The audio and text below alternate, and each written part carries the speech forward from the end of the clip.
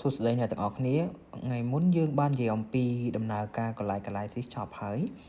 glycolysis គឺយើងដំណើរការបំបែក glucose ទៅជា pyruvate ដើម្បីប្រើប្រាស់ជាថាមពលសម្រាប់សារពាង្គកាយរបស់យើងប្រើប្រាស់អញ្ចឹងនៅក្នុងសារពាង្គរបស់កាយរបស់យើងត្រូវតែមាន homeostasis គេហៅថាតុល្យភាពមួយគឺតុល្យភាពរបស់glucose ក្នុងឈាមអញ្ចឹងជាទូទៅនៅពេលដែលយើង fasting មានន័យពេលដែលយើងអត់បានញ៉ាំអាហារទេមានមនុស្សយើងអត់មានអង្គុយញ៉ាំអាហារ24ម៉ោងទេអញ្ចឹងយើងមានពេលញ៉ាំនិងពេលអត់ញ៉ាំប៉ុន្តែពេលញ៉ាំនិងពេលអត់ញ៉ាំហ្នឹងគឺត្រូវតែមានតុល្យភាព glucose ចន្លោះពី70ទៅដល់110ឬក៏120មីលីក្រាមនៅក្នុង1ដេស៊ីលីត្រឈាមអាស្រ័យទៅលើមាត្ររបស់មនុស្សម្នាក់ៗអញ្ចឹងដើម្បីរក្សាតុល្យភាពប្លាត់ glucose នឹងបាននៅពេលដែលយើងអត់ញ៉ាំអីវាអត់បានបន្ថែម glucose មកពីខាងក្រៅទេសួរថាតើក៏ខ្លួនយើងទទួលបាន glucose មកពីណាអញ្ចឹងនៅក្នុងហ្នឹងមាន process មួយដែលខ្លួនយើងបង្កើត glucose អំពី molecule មិនមែនជា carbohydrate គេហៅថា gluconeogenesis អញ្ចឹង gluconeogenesis វាជាដំណើរការបែបណាគឺវាជាដំណើរការ reverse ពី glycolysis ត្រឡប់មកវិញមានថាវាចាប់ផ្ដើមពី molecule pyruvate ទៅ molecule glucose វិញដើម្បីបញ្ចូលទៅក្នុងឈាមកុំឲ្យ glucose ក្នុងឈាមរបស់យើងធ្លាក់ចុះហេតុអីពីព្រោះណានៅពេលដែល glucose ក្នុងឈាមធ្លាក់ចុះមនុស្សយើងគេហៅកើតជំងឺវិលមុខអាចជាដួលស្លាប់បានគេហៅថា hypoglycemia ប៉ុន្តែបើសិនជាពេលដែល glucose នឹងវាឡើងក្នុងឈាមខ្ពស់ពេក insulin នឹងបញ្ជាឲ្យកោសិកាយើងស្រូបយក glucose ចូលទៅក្នុងកោសិកាដើម្បីប្រើប្រាស់ប៉ុន្តែបើសិនជា insulin នឹងអត់ work well ទេ glucose ក្នុងឈាមនឹងច្រើនរយៈពេលយូរវាអាចបង្កទៅជា insulin resistant បង្កើតទៅជាជំងឺទឹកនោមផ្អែមអញ្ចឹងដើម្បីតុល្យភាព glucose ក្នុងឈាមនឹងអាទាបពេកក៏មិនបានអាទាបខ្ពស់ពេកក៏មិនបានអញ្ចឹងកោសិការបស់យើងមានដំណើរការមួយគឺហៅថា glycolysis អញ្ចឹងថ្ងៃនេះយើងរៀនអំពីដំណើរការ glycolysis ហ្នឹងដំណើរការ gluconeogenesis អញ្ចឹងថ្ងៃនេះយើងរៀនអំពីដំណើរការ gluconeogenesis ហ្នឹងថាវាយ៉ាងម៉េចអញ្ចឹងវាកើតឡើងនៅពេលដែលយើង fasting ទី1វាកើតឡើងនៅពេលដែលយើង fasting ទី2គឺ starvation fasting នេះមានន័យថាកំឡុងពេលដែលយើងអត់ញ៉ាំអាហារឬក៏ starvation យើងអត់ផ្ដល់អាហារឲ្យឬក៏កើតឡើងនៅពេលដែលយើងញ៉ាំអាហារដែលមាន low carbohydrate អញ្ចឹងពេលហ្នឹង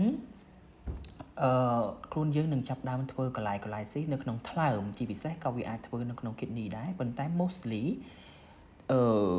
gluconeogenesis ដែលកើតច្រើនជាងគេគឺនៅក្នុងថ្លើមគឺវាផលិតនៅ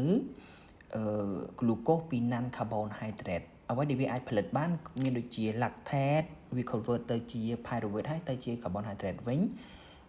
ដូចជាគេ lactate អូខេ lactate មានដូចជាគេខ្លះមានពួក amino acid ដូចជាពួក alanine អីហ្នឹងក៏វាអាច convert ទៅជា pyruvate វិញដែរមួយទៀតគឺ glycerol ក៏វា convert ទៅជា DHAP ដើម្បីក្លាយទៅជា glucose វិញអូខេឥឡូវយើងមើលតាមប្រតិកម្មវាចាប់ផ្ដើមពីណាទៅណាដំបូងវាចាប់ផ្ដើមចេញអំពី molecule pyruvate អញ្ចឹង pyruvate វាទាញយកdouble O ពី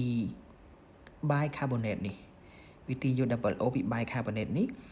ហើយនឹងប្រើថាមពល ATP ដើម្បី convert ទៅ ADP ហើយវាคล้ายខ្លួនវាទៅជា oxaloacetate នេះវាយក double O ពីនេះយកមក add នៅនេះយក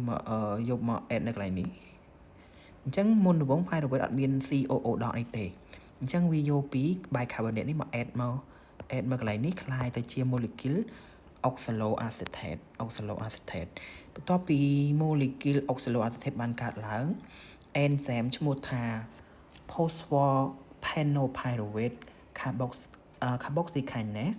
នឹងប្រើ GTP convert ដោយទាញយកនៅមួយ phosphate group ពី GTP នេះបំលែងទៅ GDP អញ្ចឹងវាទាញយកមួយ phosphate group នេះ add ទៅលើ oxaloacetate នេះឲ្យคล้ายទៅជាអីគេ molecule មួយឈ្មោះថា phosphophenopyruvate អញ្ចឹងយើងដល់ phosphophenopyruvate ហើយយើង convert ឡើងទៅលើម្ដងទៀតគឺវា convert ទៅជា molecule 2 phosphoglycerate ហើយនឹង3 phosphoglycerate បន្ទាប់មកទៀតវានឹងប្រើនៅនេះ3 phosphoglycerate ហើយវានឹងប្រើនៅ molecule ATP ដើម្បីទាញយកមួយ molecule phosphate group មក add កន្លែងនេះបាន2 phosphate group នេះកន្លែងនេះគឺជា phosphate group ដើមយើងទាញមកមួយទៀតដើម្បី add បានមួយ molecule phosphate group ទៀតឲ្យคล้ายទៅជា molecule គេ113 biphosphoglycerate បន្ទាប់មកទៀតគឺវាអំឡែងទៅជា molecule glycerate 3 phosphate ហើយវាគោលបំណងវាឡើងពី molecule glycerate 3 phosphate នេះឲ្យទៅជា molecule fructose 1,6 biphosphate អូខេ fructose 1,6 biphosphate អញ្ចឹងគោលបំណងយើងចង់បាន glucose អញ្ចឹង fructose 1,6 biphosphate ដោយ enzyme ឈ្មោះថា fructose 1,6 biphosphate នេះ convert វាទៅជា molecule fructose 6 phosphate នេះ molecule fructose 6 phosphate ហើយ molecule fructose 6 phosphate នឹង convert វាទៅជា molecule glucose 6 phosphate នេះវាដោយ enzyme ឈ្មោះថា phosphoglucose isomerase អញ្ចឹងវា isomerase វាអត់មានបន្ថែម isomerase នេះមានថាវាអត់បានបន្ថែមនៅសារធាតុគីមីមួយណាចូលទៀតទេគឺវាផ្លាស់ប្ដូរទីតាំងនិងប្ដូររូបរាងពីអ្វីដែលមានស្រាប់ឲ្យទៅជា molecule ថ្មីមួយគឺ molecule glucose 6 phosphate បន្ទាប់មកទៀតបានវា